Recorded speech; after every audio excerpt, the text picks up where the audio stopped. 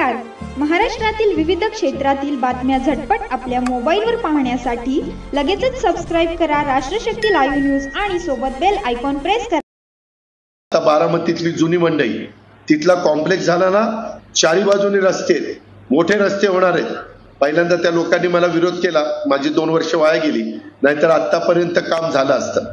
पण ती इमारत झाल्यावर बघा, ते बारामतीचं नाक आहे, हार्ट आहे, हार्ट. कारण ते नेमकं सेंटरला आहे. पूर्वी आम्ही लहानपणी जायचो तिथं भाजी मंडईत सभा व्हायच्या गुलाबराव. त्यावेळेस काय बसायला जागा नसायची, कुठं ते गोटे असायचे, काय असायचे, कुठं ती फळं एका बाजूला विकायचे, नीट सायकल लावता यायची नाही, काय करता यायचं नाही.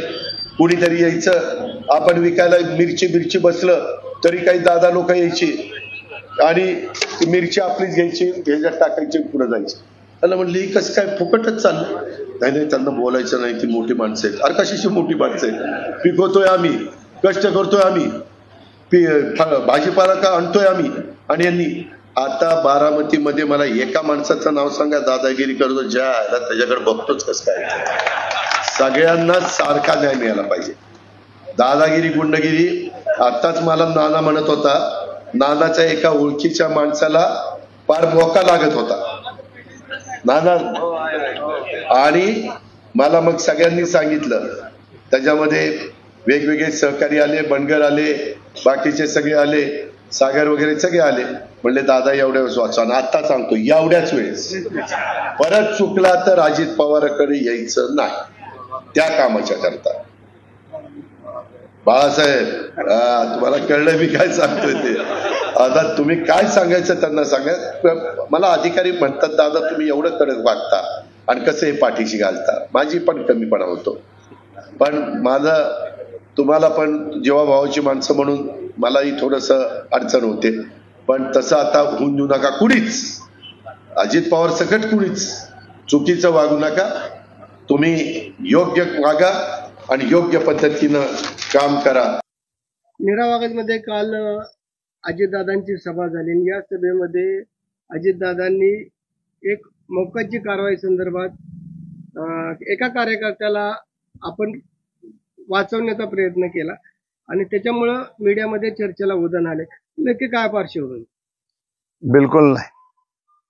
मी स्वतः अहिल्या विकास प्रतिष्ठानचा अध्यक्ष आहे आणि धनगर समाजाचा महाराष्ट्राचा एक समन्वयक म्हणा किंवा चांगला त्यातला नेता म्हणा किंवा अध्यक्ष म्हणा, आम्ही समाजाचं काम करतो. माझे मेंढपाळ बांधव असू द्या, शिकलेली मुलं असू द्या, किंवा या सर्व गोष्टींना एकत्र करणे, त्यांच्या जयंत्या पुण्यतिथ्या आमच्या थोर पुरुषांच्या असतील त्या साजऱ्या करणे, अशा पद्धतीचं आम्ही काम करतो. त्या पद्धतीने यावेळेस सुद्धा आम्ही डायरेक्ट काही लोकांना म्हणजे दादांना मी बोललो. फक्त दादांना मी विषय सांगितला की बाबा माग ज्या काही आमच्या चळवळीच्या, आम्ही ज्यावेळेस चळवळ करतो आमच्या एसटी आरक्षणाबाबत, पंढरपूरमधून असू द्या, बारामतीमध्ये असू द्या, उपोषण असू द्या, किंवा चौंडीला आरक्षणाबाबत मेळावे असू द्या, अशा मोठ्या प्रमाणात आम्ही आतापर्यंत आमच्या चळवळीत भाग घेतलेला आहे. त्या चळवळीत काही माझ्या समाज बांधवातले युवक वर्ग जो आहे त्यांनी भाग घेतला होता. त्या ठिकाणी काही चुकीच्या पद्धतीने काही पोलीस खात्याकडनं वागणूक झाली किंवा तिथल्या राज्यकर्त्यांनी आणि एकमेकाच्या याच्यात त्या मुलांवर म्हणजे लाठीचार्ज झाला. त्यात काही केसेस झाल्या. बारामतीतही तसाच प्रकार झाला. तर त्या केसेस अत्यंत तीव्र 307 सारख्या एक दीड महिना माझे कार्यकर्ते समाज बांधव, म्हासाळ असतील, देवकाते असतील, लकडे असतील, बंडगर असतील, अनेक कार्यकर्ते त्यावेळेस तुम्हाला सांगतो 1.5 महिना ते 2 महिने 307 सारख्या केसेसमध्ये बंद होते.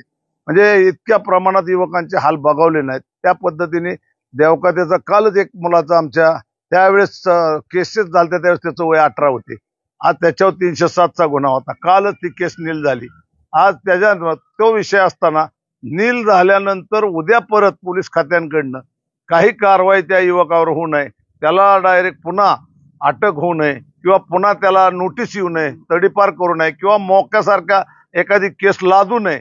आमचा काय फारसा कायद्याचा अभ्यास नाही, परंतु त्यामुळं कालचा आमचा कार्यक्रम आदरणीय दादा जे महाराष्ट्रात समाजाकडे अत्यंत चांगल्या पद्धतीने लक्ष देतात, समाजाचं फ्युचर, समाजातल्या युवकांचं कुठलंही काम असलं तर मी त्यांचा कार्यकर्ता म्हणून बारामतीतला त्यांच्याकडे सातत्याने माझ्यासारख्या कार्यकर्त्यांना जिल्हा परिषदचा अध्यक्ष म्हणून त्यांनी सन्मान दिला।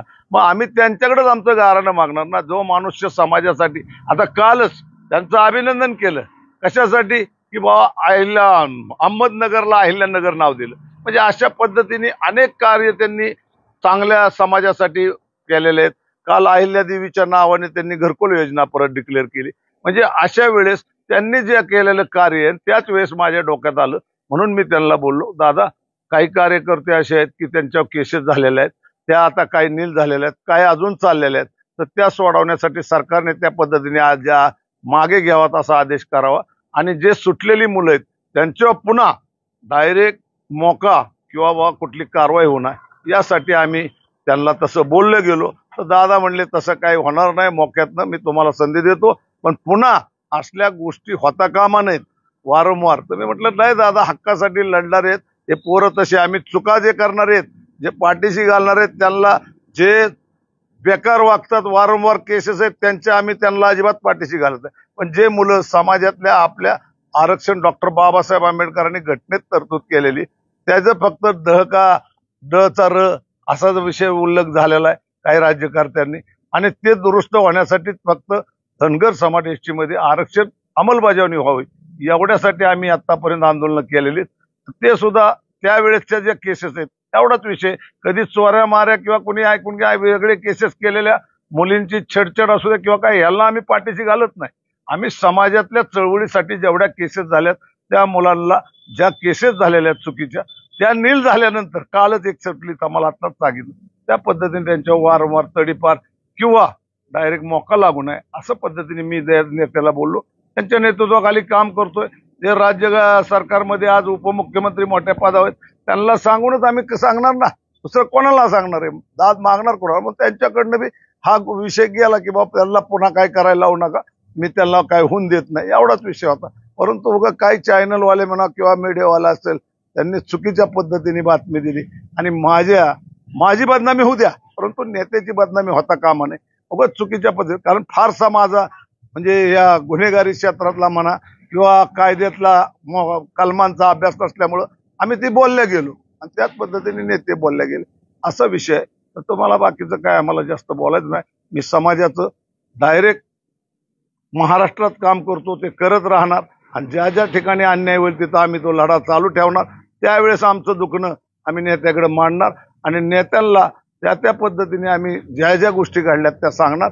परंतु कुणीही काही बोललं आणि काही केलं तर त्याचं काय फारसंही होणार नाही। हे राजकारणात लोकसभा लागल्यामुळे हे विषय काढलेला आहे, विरोधकांनी ते मोकाला पाठीशी घातलं ना आमचं काढलं, ठीक आहे ना, आमच्याकडनं तडीपारचं फक्त म्हणायला पाहिजे होतं ते मोका बोलल्या गेलो एवढाच माझा विषय होता, ते दादांच्या तोंडून बोलल्या गेला, त्याचा विपरीत परिणाम कुणी करू नये अशी माझी दादांची माझ्या नेत्याची जो अत्यंत समाजाकडे पहिल्यापासून लक्ष देतो, पहिल्यापासून समाजासाठी जातीने लढतो त्या माणसाची बदनामी करू नये एवढंच मी तुम्हाला विनंती करतो।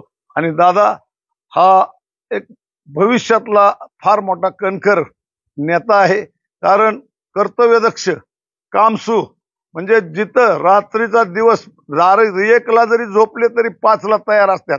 कोण व्यक्ती असं की आपल्या शहरात आल्यानंतर घरी आल्यानंतर एवढं थकलेलं असताना सुद्धा सगळ्या 5:30ला काम सुरू करतात, हे असं एक वेगळं व्यक्तिमत्व आहे। तर माझी विनंती राहील त्यांना बदनाम करण्याचा कुणीही प्रयत्न करू नये एवढंच मी या निमित्ताने बोलतो। धन्यवाद।